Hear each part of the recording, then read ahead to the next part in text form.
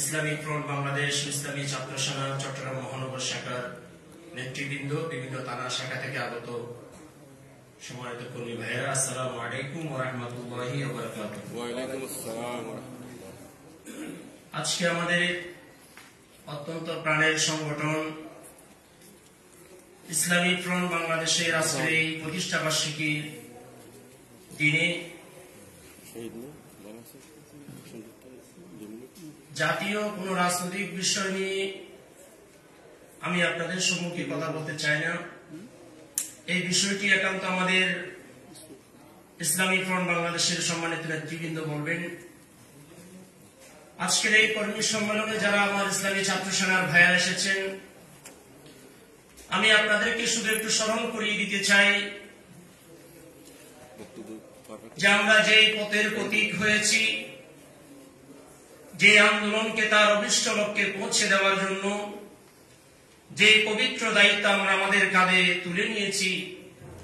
এবং নিজেকে ইসলামী আন্দোলনের একজন কর্মী হিসেবে পরিচয় দিতে স্বাচ্ছন্দ্যবোধ যেভাবে আমরা করতে শুরু করেছি, যদি আমরা সত্যিকার অর্থে ইসলামী আন্দোলনের কর্মী হিসেবে নিজেকে দাবি করে থাকি, যদি আমরা মনে করি যে আমি সুন্নি আন্দোলনের একজন একনিষ্ঠ খাদেম, যদি আমি মনে করি ইসলামী আন্দোলনের একজন কর্মী আমি, তাহলে আমি আমার রুম প্রাণের তরুণ সেনানী বন্ধুদের উদ্দেশ্যে বলবো যে আল্লাহর কোরআনের সেই বাণীর দিকে একটু তাকান, যে আয়াত আল্লাহ পাক রব্বুল আলামিন বলেছেন, ইন্নাস সামআ ওয়াল বাসারা ওয়াল ফুআদ কুল্লু উলাইকা কানা আনহু মাসউলা। আল্লাহ বলেন, বান্দা আমি তোমার কানকে জিজ্ঞেস করব, সত্যের বাণী আসার পর সেই বাণী তোমার কান কিভাবে শ্রবণ করেছিল। আল্লাহ বলেন, আমি তোমার দৃষ্টিকে জিজ্ঞেস করব, তোমার দৃষ্টির সামনে কোরআন সুন্নাহর দাওয়াত আসার পরে, কোরআন সুন্নাহর বার্তাবাহককে দেখার পরে তোমার দৃষ্টি তাকে কিভাবে দেখেছিল। বান্দা আমি তোমাকে জিজ্ঞেস করব, শোনার পরে দেখার পরে সেই মদিনার সংবিধান বাস্তবায়নের যে মেসেজ তোমার সামনে এসেছিল, সেই মেসেজটাকে তুমি কিভাবে হৃদয় দিয়ে ধারণ করেছিলে, তোমার কলব সেটাকে কিভাবে অনুধাবন করেছিলে। যদি তুমি সেটাকে সত্যিকারের আন্দোলনের একটি মেসেজ হিসেবে যদি কবুল করে থাকো, তাহলে আল্লাহ রাসূলের সেই হাদিস কার আমি আপনাদেরকে মনে করিয়ে দিতে চাই। আল্লাহর হাবিব বলেছেন, আলা কুল্লুকুম রাইন ওয়া কুল্লুকুম মাসউলুন আন রাইয়াতিহি। আল্লাহর হাবিব বলেছেন, কিয়ামতের ময়দানে প্রত্যেকটা মানুষকে তার দায়িত্ব সম্পর্কে জিজ্ঞেস করা হবে। প্রত্যেকটা মানুষ তার কর্ম সম্পর্কে, তার উপর অর্পিত দায়িত্ব সম্পর্কে, সে যেহেতু দায়িত্বশীল, অতএব তাকে সেই দায়িত্ব সম্পর্কে জিজ্ঞেস করা হবে। আজকের এই কর্মী সম্মেলন থেকে আমি আপনাদেরকে বলবো, আমি যদি মনে করি আমি ইসলামী আন্দোলনের একজন কর্মী, আমি যদি মনে করি আমি তারেক বিন জিয়াদের উত্তরসূরি, আমি যদি মনে করি আমি মুসা বিন নুসাইরের উত্তরসূরি, আমি যদি মনে করি আমি খালিদ বিন ওয়ালিদের উত্তরসূরি, আমি যদি মনে করি 90-এর দশকের শাহাদাত বরণকারী লিয়াকতের উত্তরসূরি, আমি যদি মনে করি আমি শহীদ হালিমের উত্তরসূরি, তাহলে আজকের এই একবিংশ শতাব্দীর প্রারম্ভে দাঁড়িয়ে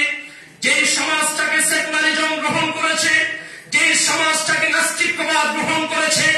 যে সমাজটাকে আজ সমাজতন্ত্র, যে রাষ্ট্রের সংবিধানকে গ্রাস করে রাষ্ট্রকে নাস্তিকবাদে পরিণত করেছে, নাস্তিকবাদের সেকুলারিজমের এই সমাজতন্ত্রের বিধান যদি রাষ্ট্র থেকে তুলে দিতে হয়, তাহলে আমি বলবো, ইন্নাল্লাহা লা ইউগাইয়িরু মা বিকওমিন হাত্তা ইউগাইয়িরু মা বিআনফুসিহিম।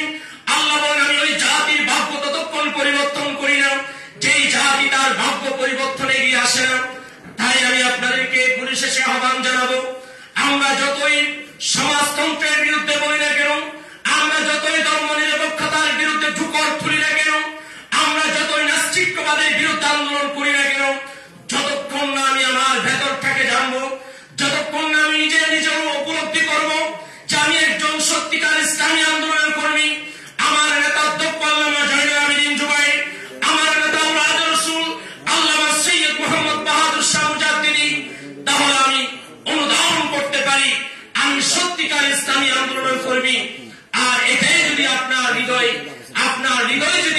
উপলব্ধি করে থাকে, তাহলে শুধুমাত্র মুখের আন্দোলন দিয়ে আমরা আত্মতৃপ্তি বোধ করলে হবে না। আমরা মনে করতে হবে যে আমাদের মৃত্যু যতই ঘনিয়ে আসছে, এটা মূলত আমাদের মৃত্যু নয়, এটা আমাদের শাহাদাত। আমাদের কাছে আসছে শাহাদাত। আমরা যতই জীবন থেকে একটা বছর অতিবাহিত করছি, আমরা মনে করতে হবে আমরা শাহাদাতের দিকে কতটা কদম এগিয়ে যাচ্ছি। তাই পরিশেষে আমি উদাত্ত আহ্বান জানাবো, একটি আন্দোলনকে তার অভিষ্ট লক্ষ্যে পৌঁছাতে হলে, একটি মতাদর্শকে তার অভিষ্ট লক্ষ্যে পৌঁছাতে হলে এখানে ধর্ম নির্বিশেষ কোনো কথা বলেন আপনি, আমরা যতই বলি না কেন আমরা ব্যক্তি প্রতিষ্ঠান আন্দোলনের দিকে এগিয়ে যাচ্ছি। আমি আপনাদেরকে বলবো, আমরা মূলত ব্যক্তির আন্দোলন করছি না, আমরা মূলত সংগঠনের কোন